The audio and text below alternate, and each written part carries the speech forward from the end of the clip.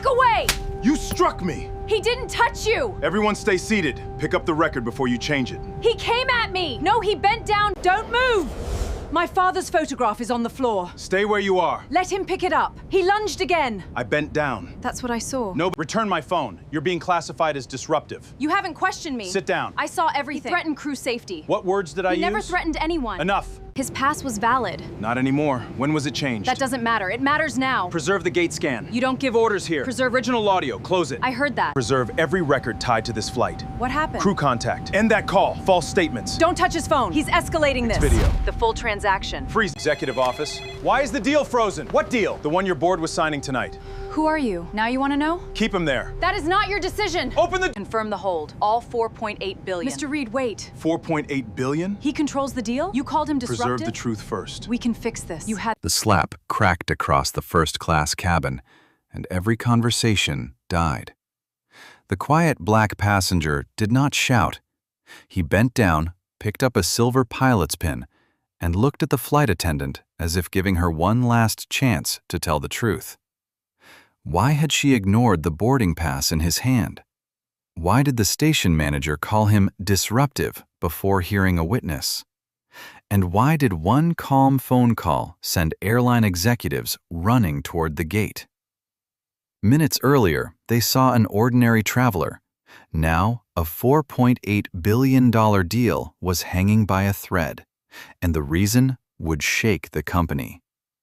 Stay to the end, because the real cost of that slap was far greater than money.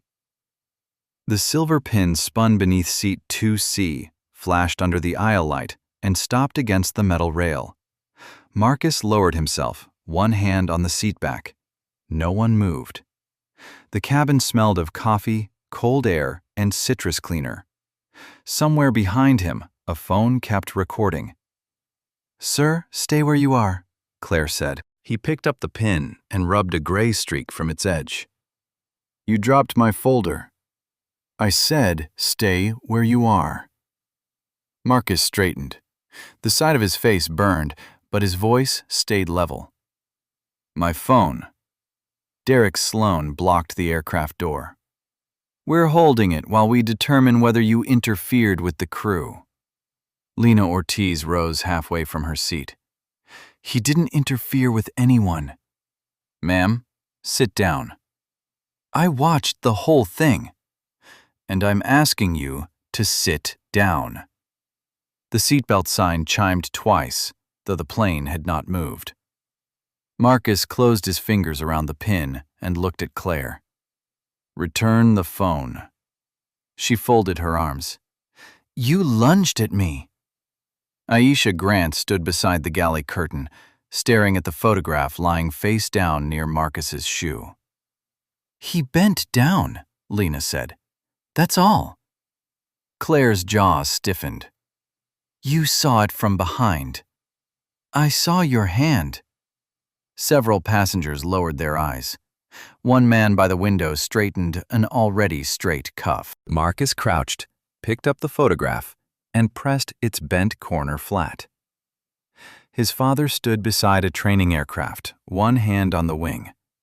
On the back, in faded ink, were 6 words. "Keep your altitude when others lose theirs." Derek held out his hand. "The folder, too." "No. That wasn't a request." Marcus slid the photograph inside and closed the red cover. "Then make it one." Derek hesitated. Aisha stepped forward. "Mr. Sloan, his boarding pass was valid when he scanned in." Claire turned. "Not now." "It was valid," Aisha repeated. "The seat changed after boarding." "We'll review that later," Derek said. "Preserve it now." "What?" "The seat log, gate scan, cabin audio. Every entry since 6:41 p.m. Derek laughed once. "You don't direct an investigation." Marcus glanced at the galley clock, 7:18. The memorial in Washington had started 3 minutes ago. His sister would be sitting beside an empty chair again. "My phone." Claire handed it to Derek. He can make calls off the aircraft. Marcus held out his hand and waited beneath the steady hiss of ventilation. At last, Derek placed the phone in his palm. Marcus called Naomi Ellis. She answered on the first ring. Marcus? Preserve all records tied to Flight 614. Her tone changed. What happened? Physical contact by crew. False statements forming. Witness video exists. Derek's face lost its color. Claire looked at the red folder. Do you want the ethics clause activated? Naomi asked.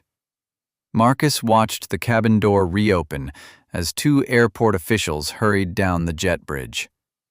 Yes, freeze the Crestline transaction before anyone signs. The line went silent for half a second. All 4.8 billion? All of it. Behind Derek, someone whispered Marcus's name as if finally recognizing it. The boarding door locked open with a heavy mechanical click, and this time, no one asked him to move. 3 hours earlier, Marcus pressed the silver pilot's pin into its velvet case and listened to his sister's voicemail again. Marcus, the ceremony starts at 7:15. I saved the seat beside me. Please don't make me explain another empty chair. The message ended with distant piano notes. On his desk, an old photograph showed their father leaning against a training aircraft, sunlight caught along the wing. Marcus touched the corner worn white from years of handling. Naomi Ellis stood in the doorway with 2 folders against her coat. The board moved the final signing to 8:30. I know. You can take the company jet. Wheels up in 20 minutes. Marcus closed the case. No. Marcus. I'm flying Crestline. Naomi crossed the office, heels tapping over dark wood. You're not conducting a surprise inspection on the night of your father's memorial. I'm not inspecting. I'm observing. That is the same thing said more quietly. He slipped the photograph into a slim red folio. Outside, February rain blurred the city lights. The radiator clicked, but the room stayed cool. Naomi placed the contract on his desk. $4.8 billion, 12 airports, 6,000 jobs tied to the expansion.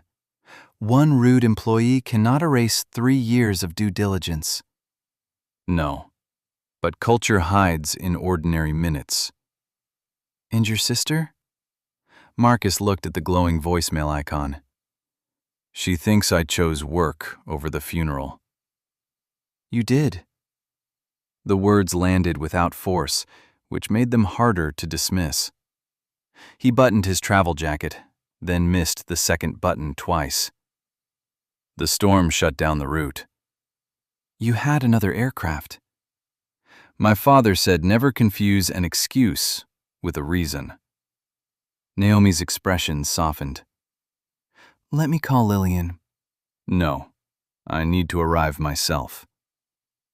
At 4:32 p.m., Marcus walked past the private terminal and into the public concourse. Warm dough, floor polish, and wet wool crowded the air. Suitcases rattled over tile. At the kiosk, a young agent glanced at his worn leather watch. First class? That's what the ticket says. She scanned it. Seat 2A, boarding at 6:40. Has the aircraft change affected the manifest? Her eyes lifted. How did you know there was a change? The tail number disappeared from the app. She checked the screen. The replacement arrived. Same layout, supposedly. Supposedly. She gave a tired smile. Systems don't always agree with airplanes. His phone buzzed. Lillian had sent a photograph of the memorial hall. 2 chairs stood in the front row. One held her coat. The other was empty. I'm keeping it until the lights go down. Marcus typed, I'll be there, then erased it. He wrote, Boarding soon. Save it a little longer. At the gate, he sat near the window and opened the red folio. The silver pin rested beside his father's photograph. Naomi called again. The directors are asking whether you've changed your recommendation. Not yet. Then what are you looking for? Marcus watched an elderly passenger struggle with a bag while two employees argued over whose responsibility it was. What happens when no one important appears to be watching? Across the gate, a red departure countdown blinked to life above the desk. At 6:12 p.m., Claire Bennett snapped the service tablet shut and stared at the red numbers above the gate desk. 38 minutes, Derek Sloan said. Board, close, push. No extensions. Claire tucked a loose strand of hair behind one ear. We lost 12 minutes on the aircraft swap. Then take them back. Aisha Grant stood beside the printer holding two seat maps. There's a problem with 2A. Claire did not look up. What kind? 2 passengers, Marcus Reed and Victor Cole. Derek took the pages. Which one is the consultant? Cole. Then Reed moves. Aisha frowned. His ticket was issued first. The system reassigned him. It hasn't updated his paper pass. Claire looked at her. We are not stopping boarding for a paper pass. The printer spat out another strip with a dry chatter. Coffee and jet fuel drifted in whenever the jet bridge door opened. Aisha lowered her voice. Shouldn't we fix the manifest now? We'll fix the seat in the cabin, Claire said. That creates a dispute in front of passengers. It creates a 2-minute conversation instead of a 20-minute delay. Derek tapped the countdown. My promotion review is Friday. Her lead cabin evaluation is next week. Nobody gets rewarded for perfect paperwork on a late departure. Claire had covered 2 sick calls and slept 4 hours the night before. Still, when Aisha held out the duplicate assignment, she pushed it back. Board them. Across the gate, Marcus folded his father's photograph into the red folio and turned the silver pin once in his palm. The speaker cracked above him. Crestline Flight 614 to Washington will begin boarding first-class passengers. Victor Cole arrived in a camel overcoat, speaking into a headset. Tell Helena I'll be there before signatures. Don't send the revised deck yet. Derek stepped forward with a practiced smile. Mr. Cole, welcome back. Victor handed over his phone without ending the call. Marcus joined the line behind him.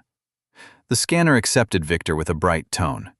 When Marcus presented his paper pass, the screen flashed green, then yellow. Aisha leaned closer. It says 18 degrees Celsius here. Marcus glanced at the paper. It says 2A there. Claire appeared at the desk. The aircraft change forced a reassignment. Was I notified? The app should have updated. It didn't. Derek looked toward the growing line. Sir, we can resolve this on board. Please check the change log first. There are people waiting. So am I. A woman 3 places back, Lena Ortiz, looked from the paper pass to the tablet. Aisha opened the seat history. For half a second, Marcus saw 2 timestamps under 2A. Mr. Reed's original assignment is still active, Aisha said. Claire reached over and closed the window. The cabin crew will handle it. Marcus noticed Aisha's thumb trembling against the case. Victor stopped near the jet bridge entrance. Is there a problem? No problem at all, Derek said. Marcus stepped aside for an older passenger. I'll board, but do not overwrite the log. Claire gave him a thin smile. No one is overwriting anything. Behind her, the printer began producing a fresh manifest. Aisha watched the old seat record vanish as the red countdown dropped below 30 minutes. Marcus stepped onto the jet bridge, but the scanner chirped again behind him. Mr. Reed, wait. Aisha held up the tablet. The line compressed at his back, suitcase wheels knocking together. Cold air leaked through the glass tunnel and lifted the edge of his paper pass. What changed? Marcus asked. Derek came around the desk before Aisha could answer. Your seat is 18C. Marcus turned the ticket toward him. This says 2A. The digital record controls. Then show me when it changed. A man in line sighed. Someone muttered about a connection. Above them, the boarding announcement repeated in a bright, artificial voice. Derek took the pass without asking. His thumb landed directly over the printed 2A. There is no issue with your travel, he said. You still have a seat. Marcus watched the thumb remain there. That isn't what I asked. Lena Ortiz stood 2 passengers back, a canvas tote over one shoulder. She had noticed the first timestamp on Aisha's screen before Claire closed it. Now she unlocked her phone and held it near her chest. Aisha reopened the manifest. The reassignment posted at 6:16. Marcus checked the gate clock. I was scanned after that. Derek's smile tightened. The system sometimes updates in stages. Was 2A assigned twice? Claire answered from the jet bridge door. Sir, we are not conducting an audit at the gate. I'm asking for the record to remain unchanged. It will. Aisha looked down. Marcus caught it. Has it already been altered? No, Derek said too quickly. The printer clicked and fed out another manifest. Aisha tore it free, read the page, and stopped. What? Claire asked. His original seat history isn't showing now. Derek reached for the sheet. The final manifest cleaned up the duplicate. Cleaned up? Lena said. Every face turned toward her. She raised the phone slightly. You just said nothing had changed. Derek stepped closer. Are you recording employees? I'm recording a boarding problem. You need permission. Not for my own conversation. Claire opened the jet bridge door wider. Coffee and warmed plastic drifted from the aircraft. Everyone with a valid boarding pass, continue. Marcus held out his hand. My ticket. Derek returned it, covering the seat number until the last second. The paper felt damp where his thumb had pressed. Aisha leaned toward Marcus. I'm sorry. For what? She glanced at Derek. For the delay. It was not what she meant. Marcus folded the pass once, careful not to crease the barcode. Please note that I asked for the changelog at 6:19. Derek gave a short laugh. You think saying a time makes it official? No, your cameras do. For the first time, Derek looked toward the black dome above the desk. Lena followed Marcus into the jet bridge. Fluorescent lights hummed overhead, and the floor trembled when luggage carts passed below. You saw the duplicate? He asked quietly. Yes. Keep your recording. I already started a backup. At the aircraft door, Claire took one look at his pass and pointed down the aisle. 18C. Marcus did not move. Beyond her shoulder, Victor Cole was lowering himself into seat 2A, while an untouched glass of water trembled on the tray beside him. Claire kept one hand on the galley wall. 18C. Marcus looked past her. Victor Cole had opened a tablet at 2A. The untouched glass beside him quivered with the ventilation. My boarding pass says 2A, Marcus said. The manifest says otherwise. Then show me. Claire's mouth tightened. You have a valid seat. Please move. Lena stopped behind him, halting the line. A suitcase wheel clicked against the threshold. He asked a simple question, she said. This does not concern you, Claire replied. Derek appeared at the door. What is happening now? Mr. Reed is delaying boarding. Marcus held out the pass. I'm requesting written confirmation that my seat changed after check-in. You can complain after landing, Derek said. Document it before departure. Victor glanced back. Can we settle this? I have a call. Claire's voice softened. We're handling it, Mr. Cole. Marcus noticed. Was he assigned to A before or after I scanned? No more questions, Derek said. The cabin had grown warm with coffee and recirculated air. Marcus removed his jacket, folded it over his arm, and stepped aside for an older passenger. I'll take 18C. Claire blinked. But record the irregularity now. You don't set conditions. I'm preserving facts. Derek leaned closer. You're making this harder than it needs to be. Marcus glanced at the black dome camera above the galley. That depends on what you need it to become. Claire snatched a blank form from the counter. Fine. Name? You have it. State it. Marcus Reed. Complaint? Duplicate assignment. Post-scan reassignment. Refusal to provide the changelog. Her pen stopped. That wording is argumentative. It is chronological. Aisha stood behind Derek with the tablet. The original scan is still in the gate cache. Derek turned. Why are you still on that screen? Because he asked us to preserve it. Claire tore the form from the pad before Marcus could read it. You'll receive a copy later. When? After landing. Sign and timestamp it. Her fingers tightened around the page. Victor exhaled. This is absurd. Marcus looked at him. You saw the duplicate assignment. I saw confusion. You heard my name called after your scan. I was on a business call. Lena raised her phone. The recording has both announcements. Victor turned toward the window. Marcus moved down the aisle.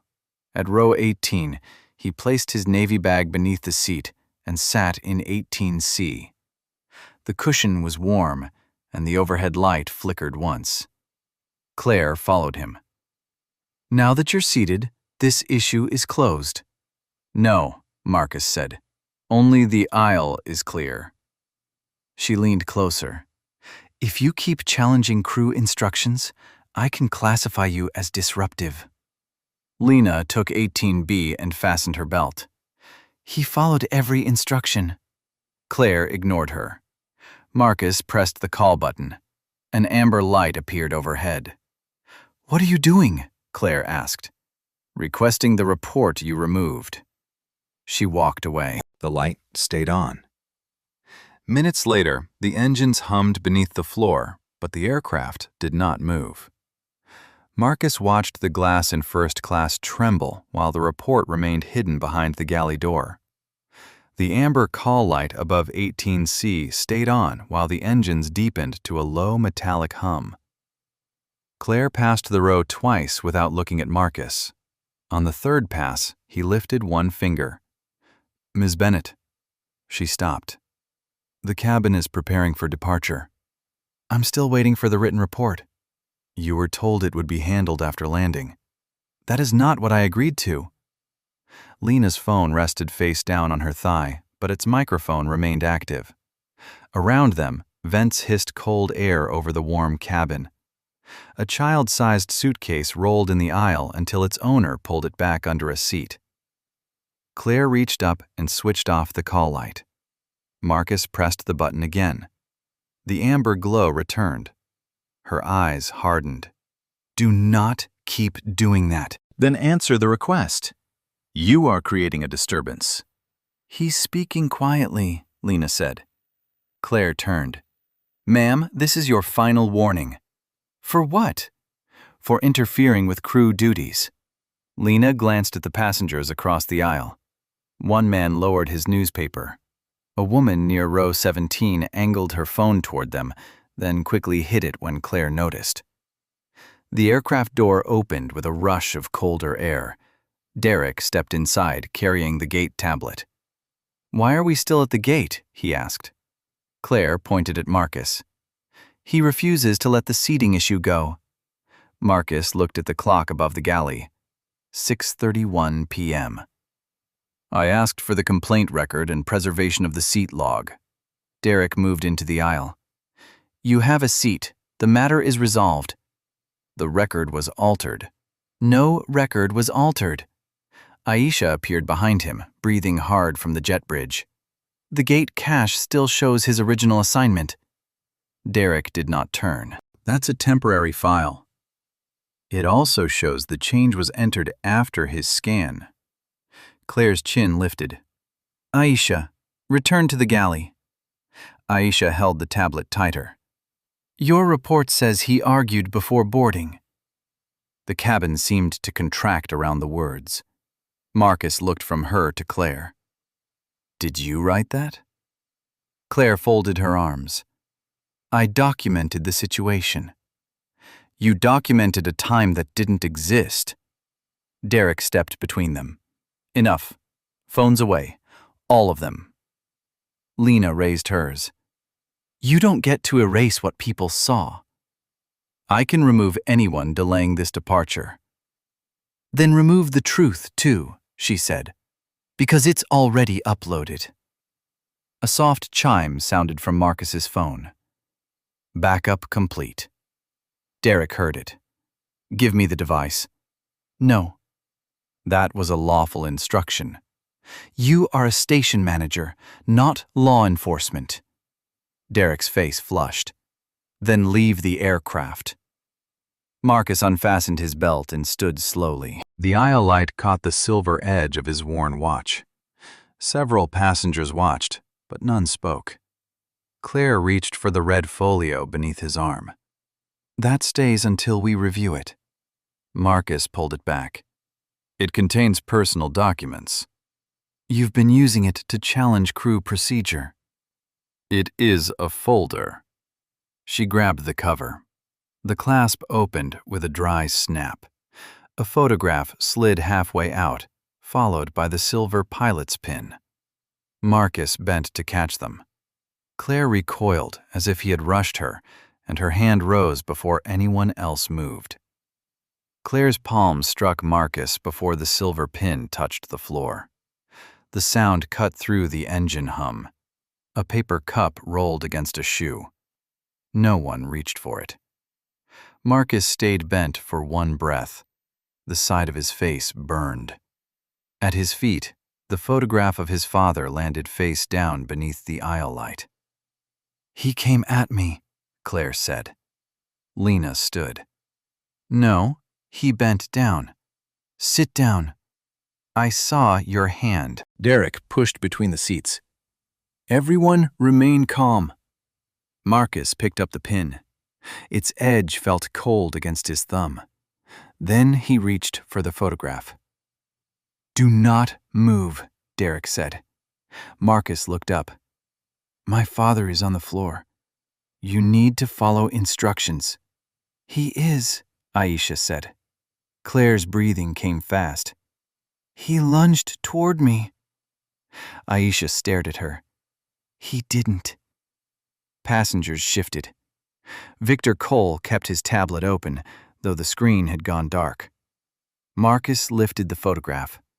One corner had folded inward. He pressed it flat against the red folio.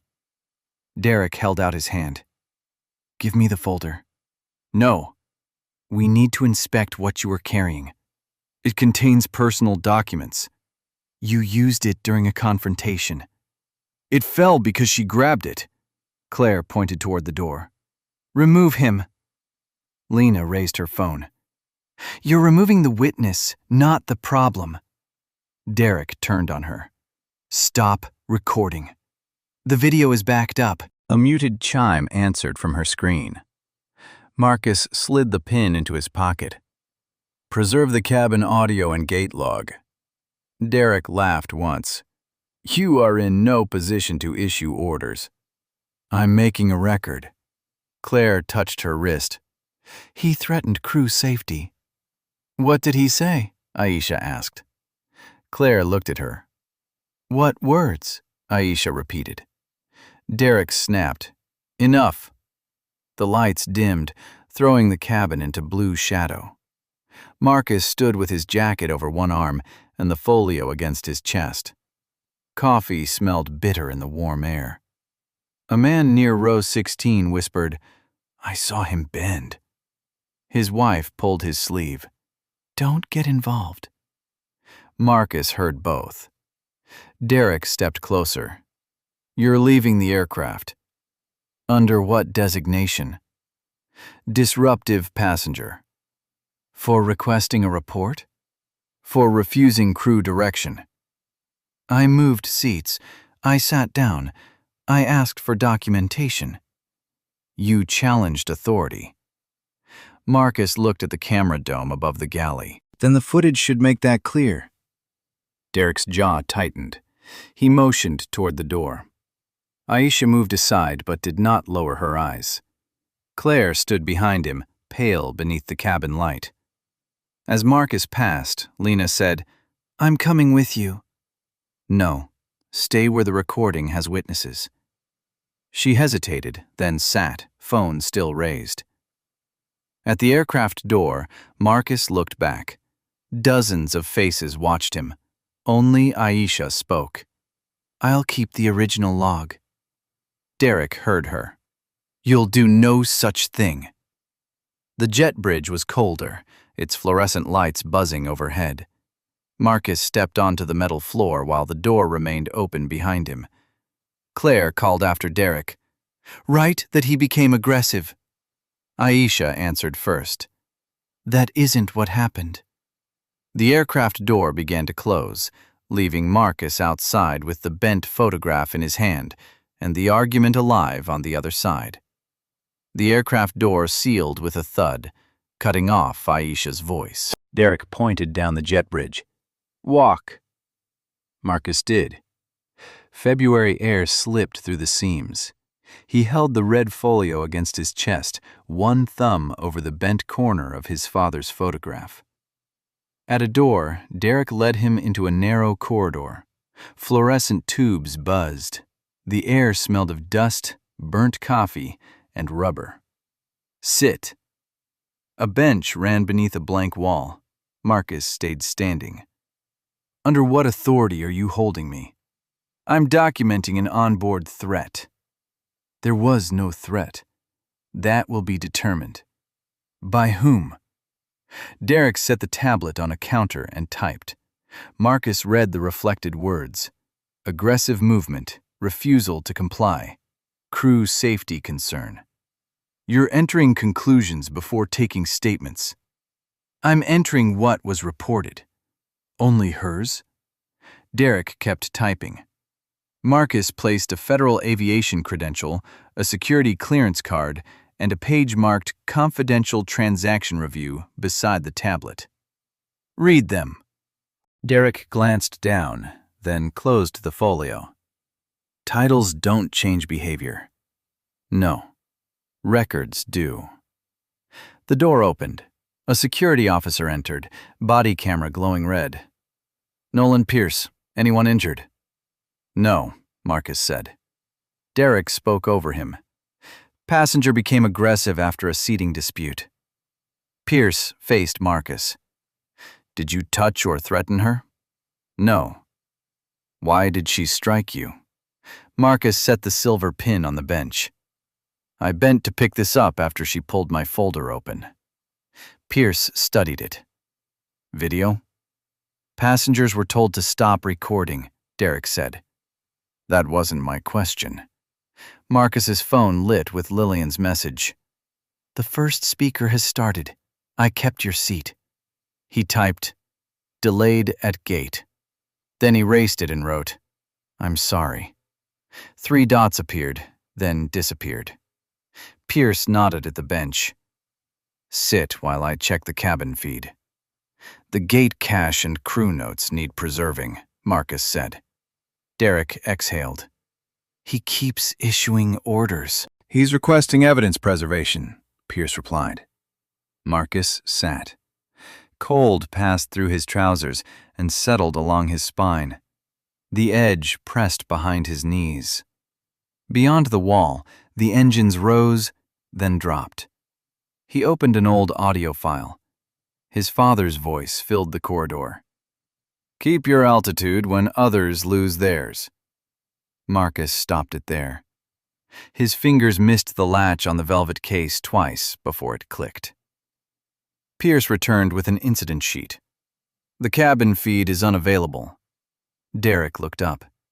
Technical problem? It was manually restricted 6 minutes ago. The report placed his disruption before boarding. That timestamp is false, he said. The door opened again. Aisha stood there, breathless, clutching a folded printout. I copied the original seat log before it disappeared. Derek stepped toward her. Give me that.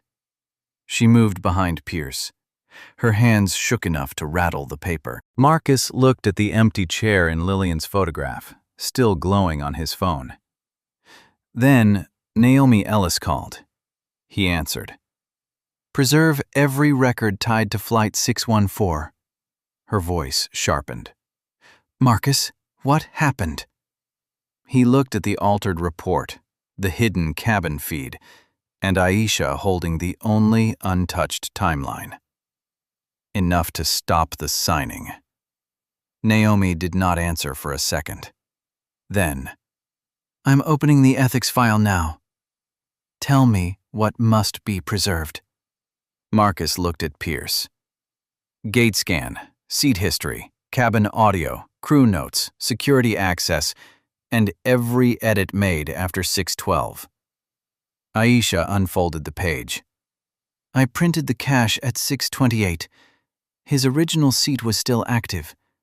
The change came after he boarded. Derek held out his hand. That document belongs to the airline. It belongs in the record, Marcus said. Pierce stepped between them. No one touches it until I log it. The corridor door opened again. Lena entered with her coat half buttoned and her phone raised. They let me off after I said I was a witness. Derek's expression hardened. You were told to remain seated. I was also told to stop recording. Did you? Lena turned the screen toward Pierce. The video showed Claire grabbing the folio, the photograph falling, Marcus bending, and the slap landing before he had straightened. Aisha covered her mouth. Pierce watched twice. Send me the original file. I already sent it to myself, my attorney, and airport security. Derek looked at Marcus. This doesn't prove what happened before. It proves your report is false, Lena said. Marcus's phone vibrated. Naomi again. The board has paused the signature packet, she said. I need your authorization for the formal hold.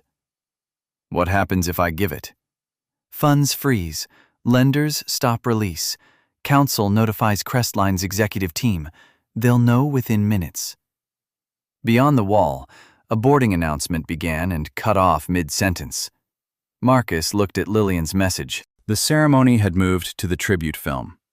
A still image showed their father smiling beneath a hanger light. Do it, he said. Naomi's keyboard clicked through the speaker. Confirm the amount. $4.8 billion. Confirmed. Derek went still. Aisha's paper trembled. Lena steadied the bottom edge without taking it. Naomi continued. I also need a written incident summary. Not yet. Preserve first. Understood. A soft tone sounded from Lena's phone. Upload complete. Pierce photographed Aisha's printout, then sealed it inside a clear evidence sleeve. This is now under airport security control. Derek lowered his voice. Marcus, we can resolve this internally. You tried. I mean properly. You wrote the ending before asking what happened. The door opened once more. Claire stood outside, pale and rigid. Derek, they're asking why the flight is still at the gate. He did not answer. Pierce faced her. Did you strike this passenger? He moved toward me. Lena held up the phone. The recording says otherwise. Claire saw the frozen frame. Marcus bent toward the floor, her hand already rising. For the first time, she looked at him instead of past him. Marcus slipped the silver pin back into its velvet case. Naomi returned to the line. "The hold is active. Crestline's chief legal officer has been notified." A phone began ringing on Derek's desk, then another. Then the red service handset on the wall. Derek stared at all three as if choosing the wrong one might make the night worse. The wall phone rang a fourth time. This time, the display showed Executive Office. Derek answered on the fifth ring. "Executive Office." A woman spoke loudly enough for Pierce to hear. "Why has the transaction hold been triggered?" "There was a passenger incident." "Name?" Derek looked at Marcus. "Marcus Reed." The line went quiet. Then, "Do not let him leave." Marcus's eyes narrowed. "That is not your decision." The service door opened. Helena Voss entered with two attorneys. "Mr. Reed." Marcus stood but did not offer his hand. Her gaze moved over the printout, Lena's phone, Claire, and Pierce's body camera light. "I was told there had been a misunderstanding." Lena gave a short laugh. Marcus said, "There was an assault, an altered record, and an attempt to silence witnesses." "I would like to speak privately." "No, it happened in public." "We can arrange transportation, compensation, and a confidential review," an attorney said. Marcus slipped the velvet case into his folio. The memorial began 40 minutes ago. Helena glanced at his phone. Lillian, beside the empty chair. "We can have a plane ready in 15 minutes. "You cannot return those 40. Helena turned to Derek. "Was the cabin video preserved?" "Access was manually restricted," Pierce said. "By whom?" Derek swallowed. "The system may have—" Aisha spoke from the wall. "His credentials were used. I printed the access log." Helena faced Claire. "Did you strike him?" Claire's lips parted. The fluorescent tubes buzzed above them. Lena raised her phone. "The video answers that." Helena watched the clip, then returned the phone. "Mr. Reed, I am sorry." Marcus pressed the bent corner of his father's photograph flat.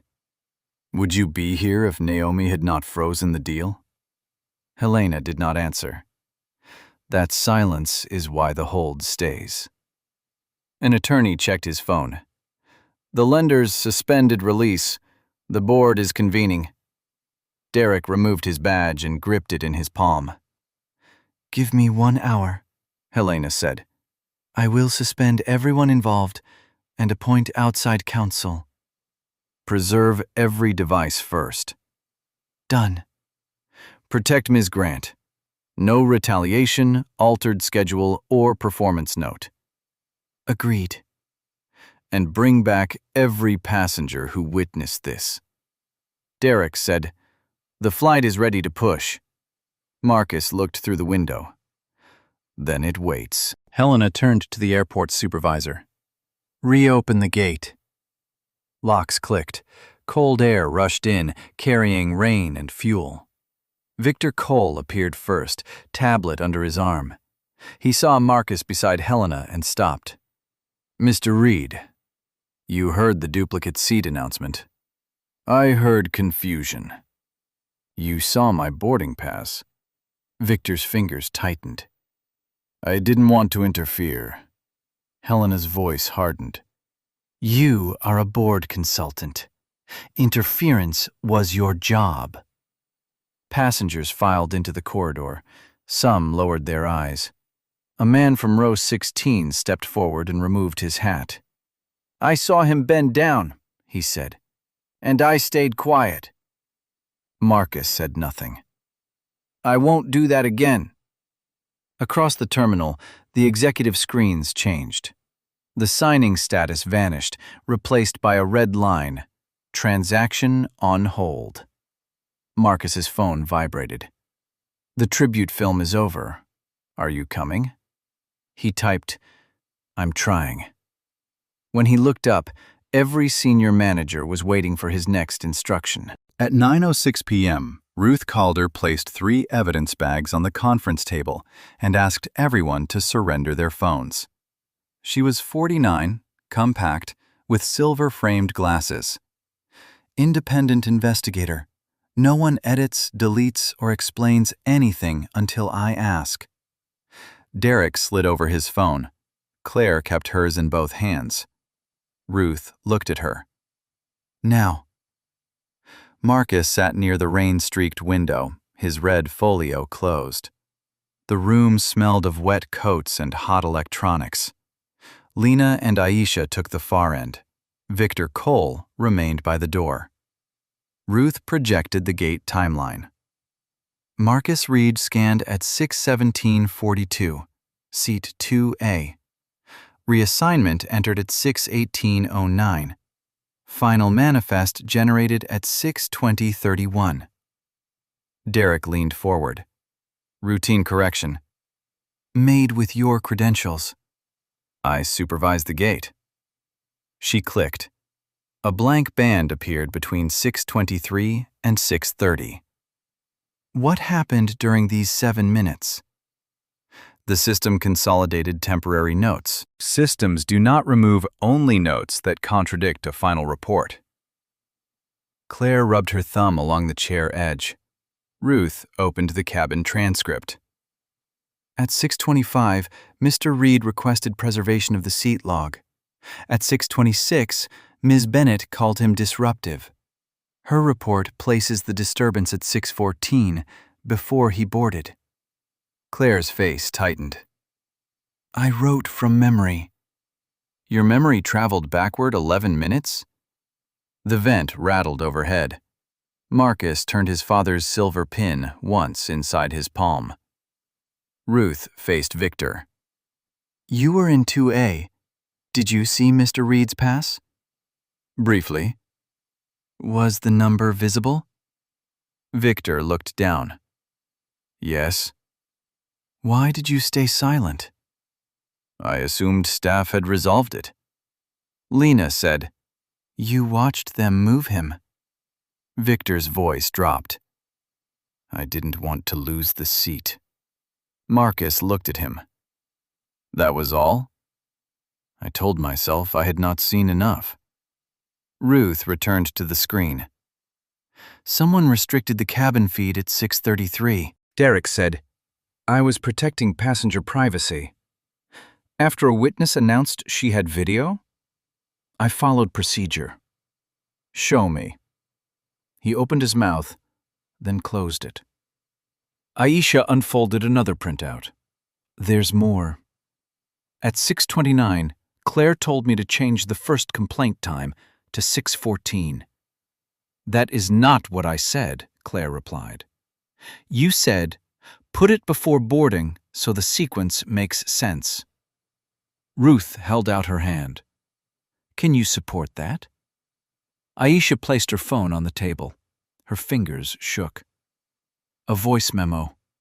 "I started it when they asked me to rewrite the note." Ruth pressed play. Claire's recorded voice entered beneath the fluorescent hum. "Put it before boarding, otherwise it looks like we caused the escalation." Derek's chair creaked. Helena closed her eyes. Ruth stopped the file. "We have altered timestamps, restricted video, a false narrative, and pressure on a junior employee." Marcus's phone lit with Lillian's message. "The display case is still empty." He turned it face down. Ruth opened the access log. "The restriction was approved twice." Derek frowned. "I used one override." "I know." She enlarged the second entry. The authorization came from an executive operations account 12 minutes after Helena claimed headquarters knew nothing. No one moved. Ruth removed her glasses. "Tomorrow's hearing begins with whoever used that account." At 8:10 the next morning, Ruth placed an unsigned apology letter in front of Claire. The hearing room had no windows. Warm air clicked through a vent, carrying burnt coffee and printer toner. A red clock glowed above the door. "Read the first sentence," Ruth said. Claire held the pen above the page. "I regret that the passenger perceived my actions as—" "Stop," Marcus said. Everyone leaned in. "What do you regret doing?" Claire looked at Helena. "I was exhausted. We had an aircraft change, 2 absences, and a departure metric tied to my promotion." "That explains pressure," Ruth said. "Not the wording." Claire rubbed an ink mark on the pen. "I thought I was losing control of the cabin." Marcus asked, "What did I do?" "You kept questioning me." "What did I do?" Her chair squeaked. "You refused to let the matter end." "That is not an action against you." Derek folded his hands. "He challenged crew authority in front of passengers." Ruth turned. "He changed seats, fastened his belt, and requested documentation. Which instruction did he refuse?" Derek glanced at the clock. "The situation was escalating." "Because?" "People were filming, the flight was delayed, and no one knew who was in charge." Aisha sat behind Marcus. She lowered her eyes. Marcus noticed. "She knew." Derek frowned. "What?" "She knew who was in charge. She also knew the record was wrong." Aisha tightened her fingers around a paper cup.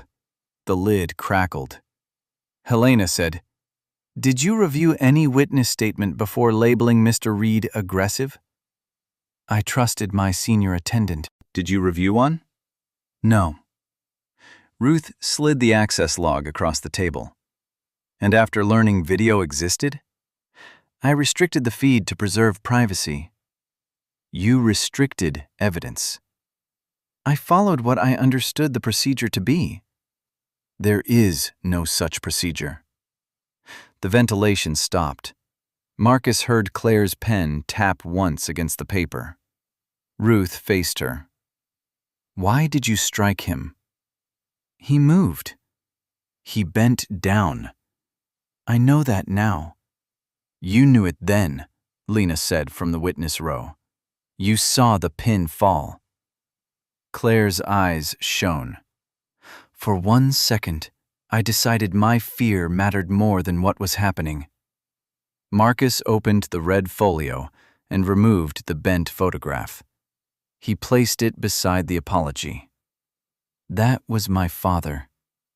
The ceremony started while I sat on a metal bench outside your gate." Claire stared at the image. "He taught pilots for 31 years. Yesterday was the first memorial I promised my sister I would not miss." "I'm sorry." Marcus waited. Claire's pen hovered over the page. Then he asked, "Would you say that if I had no contract, no title, and no one powerful answering my call?" No one answered. Derek looked at Helena. Helena looked at the access log. Claire lowered the pen, but it left only a black dot where her signature should have begun. Marcus folded the photograph into the folio. "That is the question your apology has to survive." Ruth turned to the final exhibit. The second override came from the executive operations account after headquarters received the first alert. Helena's face tightened. "Who accessed it?" Ruth placed a sealed audit report in the center of the table. "The board will hear that answer this afternoon." At 2:03 p.m., Ruth broke the seal on the audit report. 12 directors sat around the long table. Gordon Pike, 63, chairman of the consortium, turned the first page. "The second override came from executive operations," Ruth said. "Credentials assigned to Martin Vale." Helena looked up. "My chief operating officer?" "He received the alert at 6:46. 3 minutes later, he restricted the cabin archive." Martin's collar was damp. I was told the passenger was disruptive. By Derek Sloan, Ruth said. I protected the company from an incomplete recording. You protected a version of events, Marcus said. Gordon tapped the report. Earlier complaints? Ruth changed the screen. 27 cases appeared, each marked resolved or insufficient evidence. Helena's voice tightened. I was told they were isolated failures. 14 involved missing notes, Ruth replied. 9 involved pressure to protect departure metrics. 6 named the same management chain. Marcus opened the red folio. The agreement lay beside his father's photograph. Gordon asked, Did you receive these patterns? Summaries. And your response? We expanded training. Marcus asked, Did you change the incentives? Helena did not answer. Ruth projected the bonus sheet. On-time departures carried triple the weight of complaint accuracy. Supervisors lost points when delays were blamed on crew conduct. Derek whispered, We all knew the numbers. Claire turned on him. You told us every minute had a name attached. You wanted the promotion. So did you. Martin struck the table. This has nothing to do with the transaction. Marcus looked at him. It is the transaction. An attorney pushed the signature packet forward. Corrective conditions are still possible. How many were already ignored? Gordon asked. No one replied. Helena faced Marcus. Give us 90 days. External oversight, suspensions, new reporting rules. You can repair parts of it, Marcus said. Then do not punish 6,000 employees for 3 people's failures. I'm not. You are ending $4.8 billion in financing. I am refusing to reward a system that made truth more expensive than an on-time departure. Gordon called for the vote. Green lights appeared beside the directors' names. Marcus's panel remained dark. Helena watched him. Please. He pressed the red button. The screen above the unsigned line changed to Agreement Terminated. Claire closed her eyes. Derek removed his badge and placed it beside the water glass. Martin stood, but Gordon stopped him. Your resignation is required before you leave. By sunset, Claire and Derek had been dismissed for falsifying the record and obstructing review. Martin's resignation went to both boards. Helena remained only to oversee an independent transition. In the corridor, Aisha caught Marcus. Was there ever a way to save the deal? Yes. When? He looked back at the closed doors. Before one quiet passenger became more expensive than the truth. His phone buzzed. Lillian had written, The museum will hold the case for 6 months. Marcus opened his palm. The silver pin caught the corridor light. Then we have 6 months to make the next part matter. 6 weeks later, Marcus stood before a wall of airline uniforms and crossed out the title on the first page. Passenger Recovery Initiative, Helena read. What is wrong with it? It assumes the company is recovering the passenger. The company is recovering itself. The room smelled of dry erase ink and new carpet. Rain tapped the windows. Behind him appeared Passenger Dignity and Evidence Standard. Aisha sat in front with a legal pad. Lena leaned against the back wall. Helena turned a page. Independent escalation line. Automatic preservation of cabin audio. Dual approval for seat changes after boarding. And no supervisor may close a complaint involving physical contact, Marcus said. The operations director frowned. That will delay departures. Sometimes the correct departure time is later. Passengers will exploit it. Lena answered, people exploited the old system. They just wore badges. Marcus placed Aisha's printout under the projector. The paper had softened at the folds, but the 6:18 timestamp remained sharp. This survived because one junior employee resisted pressure, he said. The next should not need courage to preserve a fact. Helena asked, what protection do you want? No schedule cuts, no delayed promotions, no private notes. Retaliation claims go outside management. You are building a system that assumes managers lie, the director said. No, one that does not require them to be saints. At noon, they moved to a mock gate. Scanner tones chirped beneath fluorescent light. Two actors presented conflicting passes, while supervisors opened the changelog first. A trainer asked, who has priority? Aisha replied, no one until the timeline is verified. And if departure is in 4 minutes? Then the aircraft waits. The scanner beeped again. This time, no one rushed.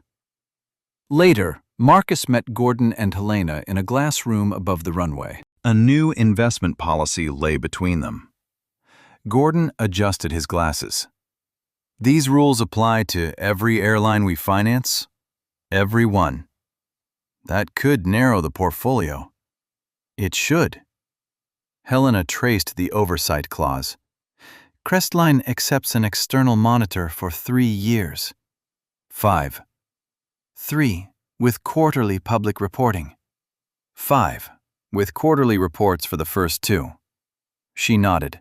Agreed. Gordon signed. Helena followed. One more line. He wrote, a passenger's status does not determine the credibility of their words. That belongs on every first page. It belongs at every gate. By evening, the sentence had entered the manual, training deck, and reporting portal. Aisha received the first instructor credential. Lena joined the witness panel and challenged a rule requiring permission to preserve recordings. Later, Aisha handed Marcus the final manual. You could have asked for money. I had money. You could have demanded revenge. They created their consequences. She touched the seal on her credential. Will this stop it? No. Her hand fell. It makes hiding it harder, Marcus said. That is where change starts. He closed the manual, leaving the first page visible beneath his palm. Outside, an aircraft taxied through rain. Marcus opened the velvet case and saw the empty space waiting for his father's pin. 6 months later, Marcus stood beside Lillian beneath the soft lights of the Aviation Museum. The silver pin rested behind glass above their father's photograph. Its edge had been polished, but the small dent from the cabin floor remained. Lillian touched the case. They asked whether we wanted it repaired. Marcus slipped his hands into his coat pockets. He would have kept the dent. A group of trainee pilots moved through the gallery. One stopped to read the plaque describing Isaiah Reed's 31 years as an instructor. Beside it, a second card explained that the pin had become part of a national passenger dignity initiative. You finally made it, Lillian said. I was late. You came. He looked at their joined reflection in the glass. Both can be true. After the ceremony, Aisha found them near the exit. She wore an instructor badge instead of a cabin service pin and carried training folders against her hip. My first class starts Monday, she said. 40 supervisors. Are they ready? Marcus asked. No, that is why they are coming. Lena joined them with a notebook of witness rights guidance. Her recordings had become part of a public training module, and she now served on the independent review panel. Quarterly report came out this morning, she said. Complaints are being preserved automatically. Retaliation claims dropped again. Seat disputes? Marcus asked. Longer resolution times. Lillian smiled. That sounds bad. It means they stopped rushing people into silence, Lena said.